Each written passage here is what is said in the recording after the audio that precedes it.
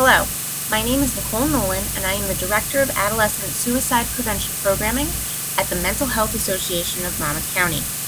Today, we're going to provide an educator and all faculty training regarding the Lifelines prevention curriculum for schools. We're going to discuss how we've built knowledge and skills to prevent suicide utilizing the Lifelines model, including postvention, intervention, and prevention. There are 5 important things we want you as school faculty and staff to know, and this is what our training will cover today. We want to understand why youth suicide prevention is important and why it fits what we are responsible to observe in schools. We're going to recognize those behaviorally observable warning signs for at-risk youth. We're going to know your role in the prevention process and discuss your limitations and your responsibilities. We're going to help you guys understand why and how to make an appropriate referral for a student that you may be worried about, and this is going to be specific to your school and your school district. And finally, we're going to talk about how to be a trusted adult and all of the responsibilities that come along with modeling healthy, help-seeking behaviors for youth. First, we want to start with what we call our school-based definition of suicide. I want you guys to, for a second, to just close your eyes and think about what your own definition of suicide is. This definition may be something that's based on a very medical model, maybe be a little bit more elaborate than that, or maybe a little bit more philosophical. But what we like to do through the Lifelines program is empower students and empower adults to feel like they are in control of a situation that really tests our ability to respond to a crisis. Suicide, with this definition, is an attempt to solve a problem of intense emotional pain with impaired problem-solving skills. Now, why do we like this definition, especially for schools? Well, first, before we even talk about suicide, I'm going to focus on impaired problem-solving skills. What is your role as educators? To help students develop strong problem-solving skills in a variety of subjects. So it's a little bit of your expertise to help identify when students have impaired problem-solving skills and then to be able to help them. The rest of the definition goes on to acknowledge that suicide is more than just the medical model of choosing to end your own life. It's an attempt to solve a problem of intense emotional pain. That helps us to understand where some of our students may come from, especially if they're struggling with thoughts of suicide. They have intense emotional pain that's associated with a problem that they feel is unsolvable. Because they have impaired problem-solving skills, they think that suicide is the only way out. However, in our model, where all members of a school community care about the well-being of their students, we're able to identify those impaired problem-solving skills, and that may come with a little bit of our discussion later on with warning signs. And we're also able to help identify that problem related to intense emotional pain with the wonderful support services that you guys have in your schools and your school districts. So why is prevention in schools important? Additionally, you may be asking yourself, why is prevention something that even needs to take place in school? What we know is that prevention falls under a mandate to provide a safe learning environment for students. Just like any other risk factor that we may consider for our students, suicidal ideation is something that consumes their mind when they're at risk. We know that if students are so hopeless they feel like dying, they're certainly not thinking about their school subjects during the day. In order for us to get them to a place of academic success, this is where we need to meet them at first. The other piece of this is we know that youth spend the majority of their time in school. You as their teacher may be the person who sees them most in their family, from an entire day, spending 8 hours with them, sometimes more depending on if you have an after-school program or if you're tutoring. Sometimes their parents don't get home until late at night. Sometimes their caregivers may or may not be as invested in their academics or their everyday going-ons. As students get older, they come and they go. They have their own cars, they have jobs to get to. The majority of their time is spent with you, and this is why your role is critical but limited. You are in a unique position to notice changes in a student that may put them at risk for suicide, or you may notice warning signs or risk factors that have them already at an elevated risk for suicidal ideation. So here we go. The school's role in suicide prevention is critical but limited. As I said on the last slide, your role is unique in its ability to identify changes, warning signs, or risk factors that may be putting a student at elevated risk for mental health challenges or even suicidal ideation. However, that is limited because you guys are not mental health professionals. We are educators. It is our role to help our students problem solve and become more resilient for success in the real world. What we'll talk about in a little bit is how this critical but limited role actually plays out in your school, and how to do something called a warm handoff, where you've noticed something about a student and you're ready to make that referral to the appropriate source within your school. This is where that limited piece comes up. As an educator, you are not a mental health professional. So once you've noticed those warning signs, all you need to do is refer for that warm handoff. The school support staff will take it from there, and hopefully they'll be able to make a wonderful recommendation for where the student can get additional help outside the school. This is where the school and the school district's role is critical but limited. We have wonderful connections throughout our county to get additional help for our students, but it's limited because the school is a place of learning. So that additional help needs to happen outside and within the community. I know some of you guys may be educators in buildings K-12, maybe middle school, high school, and elementary school. And this is why it's important for elementary schools through high school to consider suicide prevention and plan for when the worst happens. We know that suicide is a frequent topic in the media. We know that there are many shows that are coming out that are increasing the visibility of suicide to our children. We know that the attempt rate increased 200% for 10 to 14-year-old girls between 1999 and 2014. The decreasing age of puberty and the onset of puberty increases risk. As suicide is a more frequent topic in media and social media, we know more students may be impacted by the suicide of somebody in our community. But also, as suicide rates are increasing, we're seeing that students may be impacted by the suicide of a parent, sibling, peer, or other loved one. We know through social emotional learning that protective factors can be encouraged early on.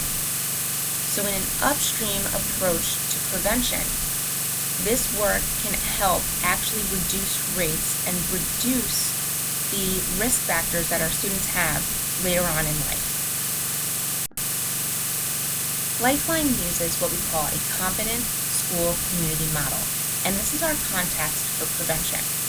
The idea is that everyone has a role to play in suicide prevention. From the students, to the teachers, to the parents, to community members, we're all in this together. And everyone is concerned about the welfare of all members of the community. A competent school community is committed to an environment that supports the common good. This is the idea that we want everyone to succeed. And finally, this type of community knows how and where to get help if a community member is ever in need. And this goes beyond the school. This is why we educate your parents as well, so that your parents know where to go when they're worried about their child or a friend of a child, or their child comes to them about somebody that they've noticed something about, maybe on social media or online at a basketball game.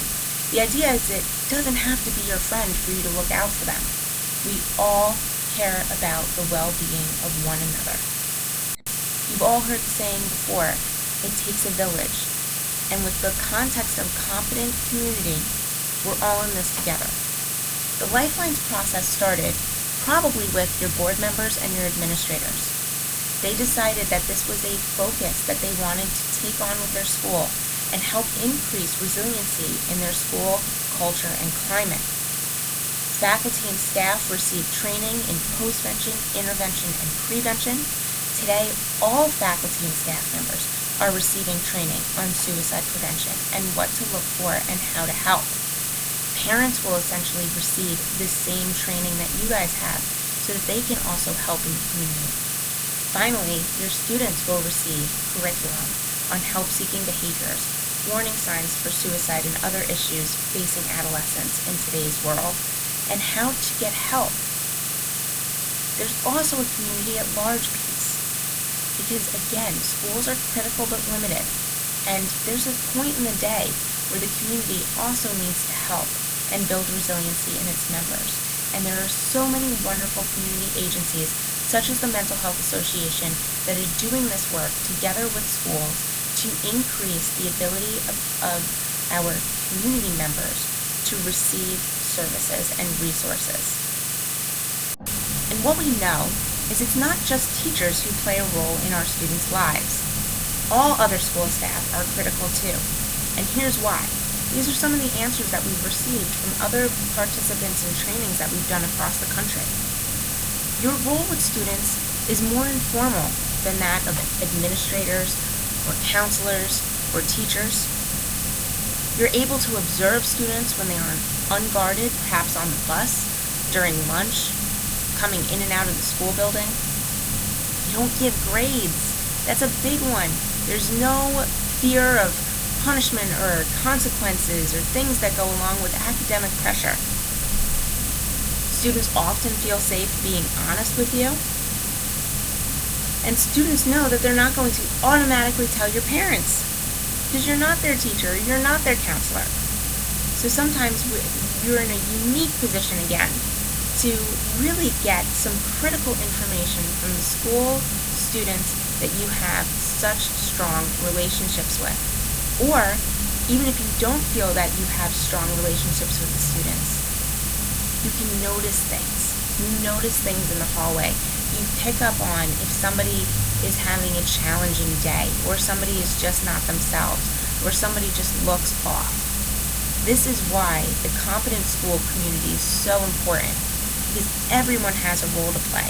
And now you're going to be engaged in this process to know where to go if you saw something in a hallway that just didn't sit right with you. I've spoke a lot this morning about the theoretical foundations for why it is that we do what we do, and now it's time for us to get into actual suicide risk factors and warning signs. Lifelines is famous for utilizing a stoplight to kind of describe these things in relation to suicide prevention. Our red light is those warning signs. We'll talk about them in a few minutes, but again, it's those changes that we see in our students that really indicate that somebody is at risk. Risk factors are the things that put students at elevated risk. Now again, I want you to remember this could be something like how we are at risk for heart disease or diabetes. We may have family history that puts us at risk, and we never develop heart disease or any other type of medical issues. It's the same thing here. We just notice that these students are at elevated risk and we keep a closer eye on them. But most of the time, many of those students never go on to have any suicidal thoughts. Green are those protective factors where we say go. All of the different types of things that we can put in place at schools to help protect our students and increase their resiliency. This includes things like social emotional learning, school connectedness, and having friends and strong supportive adults in our lives to go to when we feel like we are struggling with something.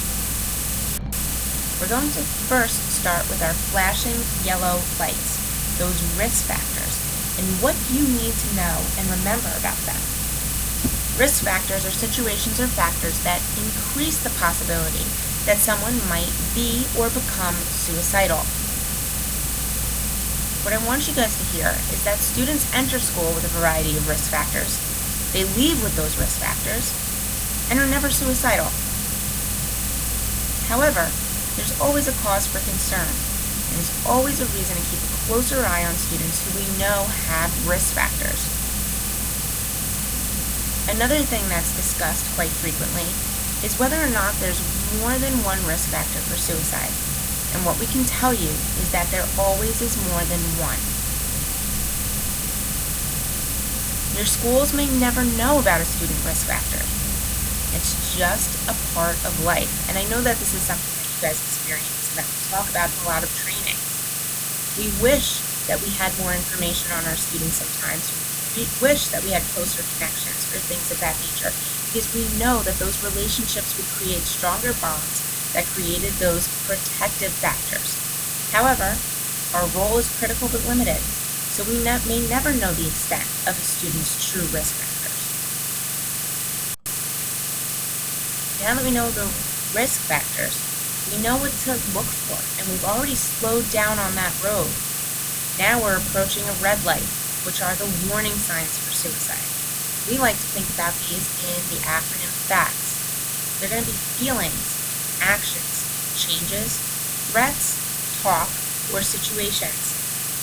They're going to be feelings of hopelessness or sadness, maybe some anxiety. We're going to see students' actions that indicate that they may be at risk for suicide. Changes. These are what we see a lot. You see changes in appearance, changes in behavior, changes in academic performance. Direct threats or talk of suicide. And then there are situations that put a child at increased risk for suicide. So usually those relate to academic consequences, getting in trouble at home or with the law, a breakup, a loss, an impending move, all different types of situations that may be a warning sign for suicide, together with some of these feelings, actions, changes, or threats. What are the warning signs that we may see in school as educators? Changes in student appearance, changes in mood, for example, no longer cheerful or suddenly cheerful. And I will tell you that that is one of the things that commonly gets overlooked, is when a student is suddenly cheerful, we tend to think that the issue at hand has gone away. However, from what you guys have been educated on in relation to risk factors and warning signs, those challenges may still be there, but a student may have decided that they no longer want to deal with them, or they may be dealing with it in a not so healthy way.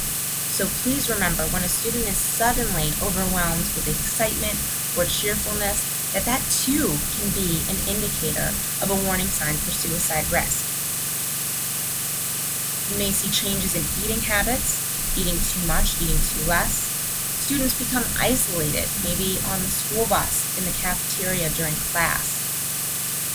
Bullying behavior, even as a bystander, has an impact on students.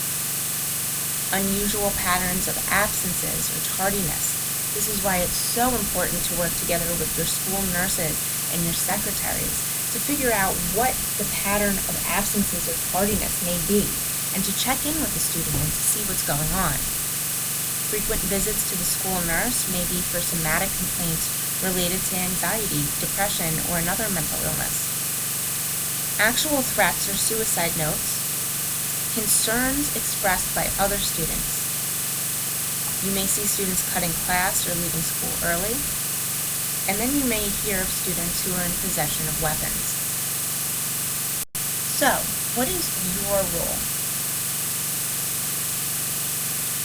Learn. Learn about the warning signs. Identify. Identify students who have warning signs. Maybe they're students with previous suicide attempts. Maybe you have students who are having gender identity feelings without support. Maybe you see some students with risky behavior or continually being in trouble. Finally, refer. Refer those students that you're worried about to in-school resources, and that's what we call a warm handoff. So what happens next? You know a student's risk factors, you've seen some warning signs, and you're concerned. If you're worried about a student, first, listen. Talk to the student about observable facts that you've seen in changes in their behavior. For instance, if their grades have dropped, or if they've been missing class or been late to class frequently. If you've noticed some of those emotional impacts and the social factors going on with the student, changes in mood or changes in friends, listen to what that student has to say and try not to solve the problem for them. Remember your role. It's critical, but it's limited. After you've listened to the student, make a warm handoff. Tell them, because you care about them and you're worried about them, that you want to walk with them or take them to the school support staff person. Maybe they already know who that person is. Go with them if possible. Always be prepared to act immediately.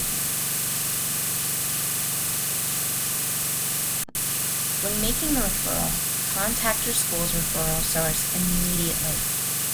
Explain the facts for your referral, why you're concerned. Be sure to ask what will happen next and what you can expect. Ask if it's possible to have follow-up. See if there's a way that you can bring the student with you, if you haven't already done so. How would that sound? You know, you go to trainings all the time, and it sounds wonderful in theory, and then it gets so challenging in practice, especially when you're dealing with something as serious as someone wanting to die. I'm going to walk you through a little bit of a scenario here. You've noticed some changes with a student named Jackson, and you want to talk to him. Hey Jackson, can I talk with you a minute? You know, I see you in the hall every day, and for the past couple of weeks, you just haven't seemed like your own self. You used to be cheerful, talking with your friends, laughing and joking, but now you keep your head down, and you don't even look at any of the other kids. You always seem rushed and in a hurry, and when I say hello to you, you act like you don't even hear me anymore. I'm worried about you, and I wonder what's going on. What I want you to notice about this scenario is that the educators used observable facts. They talked about the changes in mood and behavior.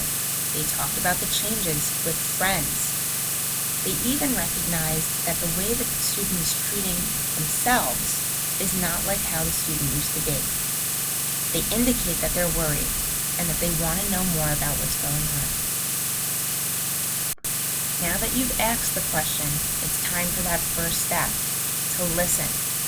Listen to the student's answer in a non-judgmental way. It is human nature to try and solve problems for other people. We never like to see people in pain. So this is one of the most challenging parts of this relationship that you have with your student. Is it maybe our first gut reaction to say, that's not the case. We care about you so much. You have so many friends. But that is not something that is helpful to the student at this point.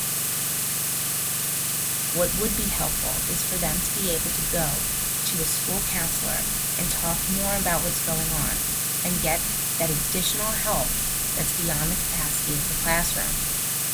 So once we listen, we need to be prepared to make that referral, and also for the fact that students may disagree with you. They may argue with you and say that they're okay. They may say that it's nothing. They may ask you to please promise not to tell anybody. But because we care about our students, we have to move forward and make the referral regardless. What I like to tell students is that we can do it together so that we feel supported. But either way, because I care about you, I have to tell somebody else what's been going on. In that moment, it's important to remind them of the reasons for your concern, to validate them and say, what you've been going through is a lot. So it's not okay, and that's why we need somebody else to talk to. You can suggest a referral to your school's resource staff. Maybe the student already has a relationship, or maybe this is a student that has yet to meet anybody in your counseling program. Either way, reassure them of who this person is and how they would be able to help them.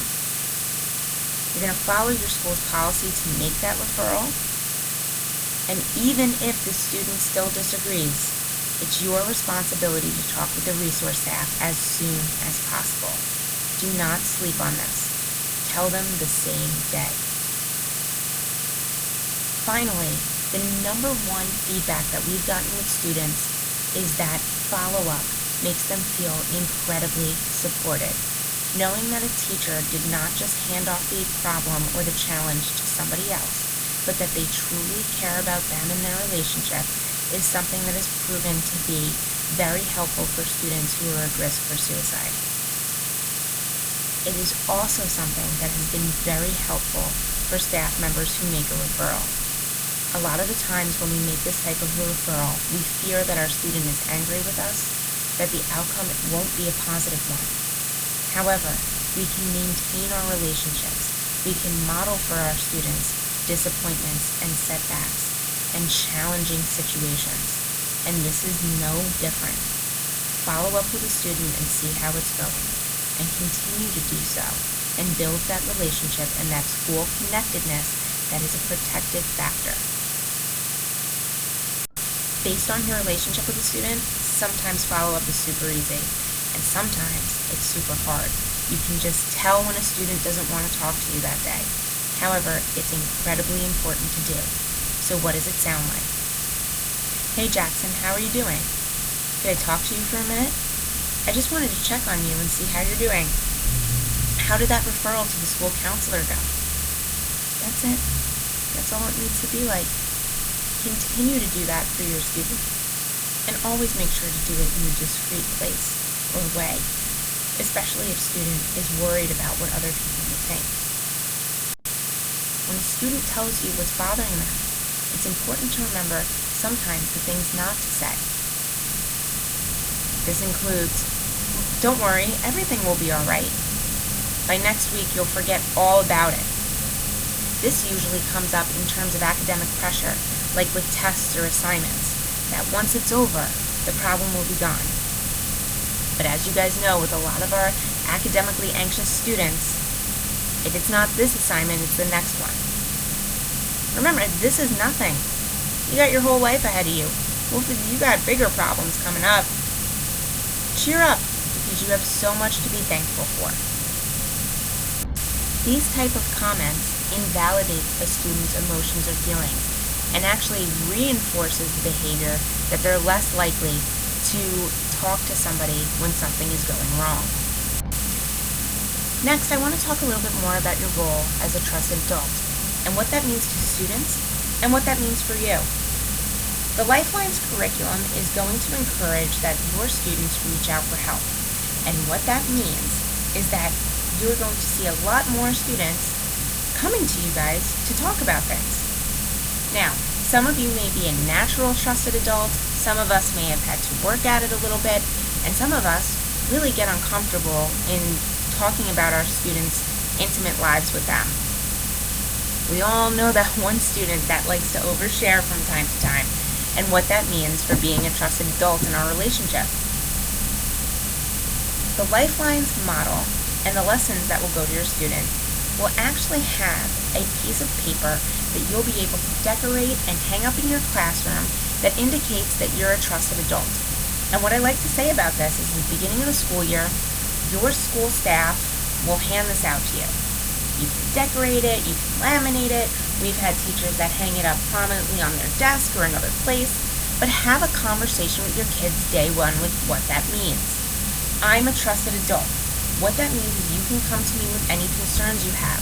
That may be related to our class. Maybe it's about another class. Maybe it's about a friend. It's a variety of things.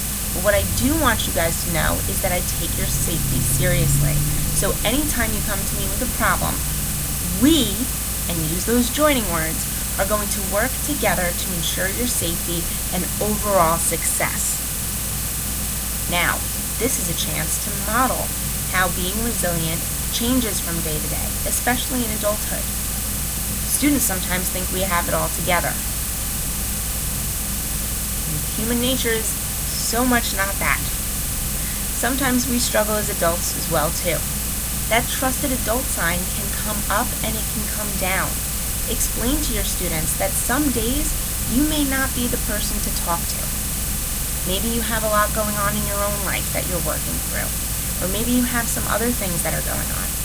But what remains is that they can come to you and you can get them to somebody who will be able to talk. So maybe I'm not a trusted adult today because I'm just having a bad day, but I'll be here tomorrow. And for today, while you're struggling, I can get you to the school counselor. I can get you to another teacher that's a trusted adult. You know what? Mr. So-and-so, you talk about him all the time. I think that he may be the person to go to today with this. And then you guys go together, or you encourage that student to reach out. It's all about how we model resiliency and problem solving for our students. And sometimes that first starts with ourselves. Here's what some students have said after teachers have taken the Lifelines training and they have learned from the Lifelines prevention curriculum. As a trusted adult, you take the time to listen to me. Even when you're busy, you give me a specific time to come back.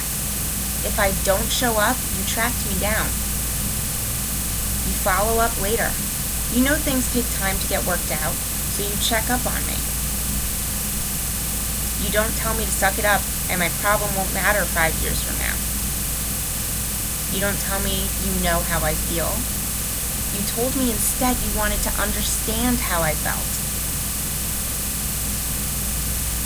If you did have to share something with someone else, you were upfront about it. You didn't do it behind my back, and you told me what the process was from day one. You mean what you say, and you follow through. You're the only person in my life who took what I said seriously and did something about it. And finally, you didn't leave it up to me to decide.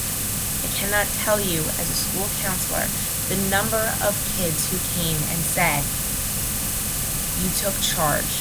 You didn't leave it up to me to decide, because right now, I'm not in a place to make any type of decisions for myself. And while it may have seemed like I was mad at you in the beginning, you did the right thing, and I knew it deep down.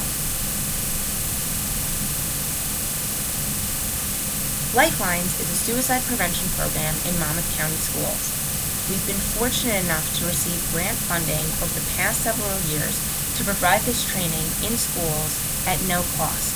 I'm proud to say that at this time we've trained well over 150 schools, and that many schools are collaborating and working together to figure out how to make Lifelines even a bigger impact in Monmouth County and in our communities as well.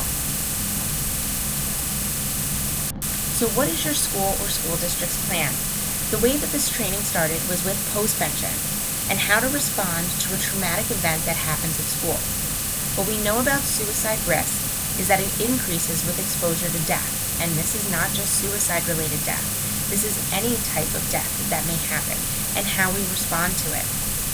Intervention was the next step of training that your school went through, where your school counseling and support staff understood developmentally appropriate ways to talk to children, adolescents, and teenagers about suicide and how to assess them for risk.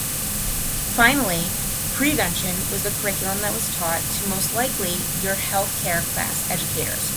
Those educators are going to be delivering content directly to students in grades 5th through 12th on suicide prevention, and more so, help-seeking behaviors that fit healthcare class national standard guidelines, as well as a lot of trauma-informed and social-emotional learning requirements that are now expected of schools.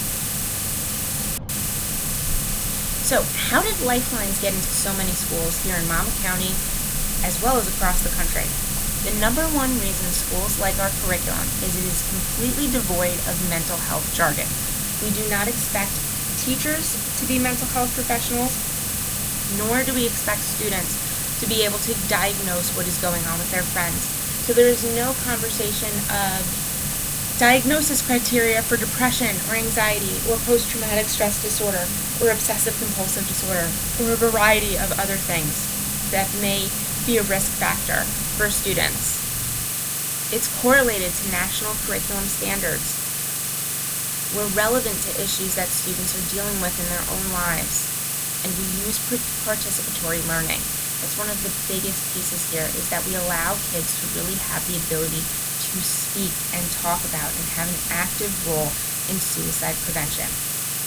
It incorporates social-emotional learning concepts, and the major theme, although while addressing suicide risk, it also increases student support networks, including having a trusted adult, and increases their ability to ask for help and know where and how to find resources.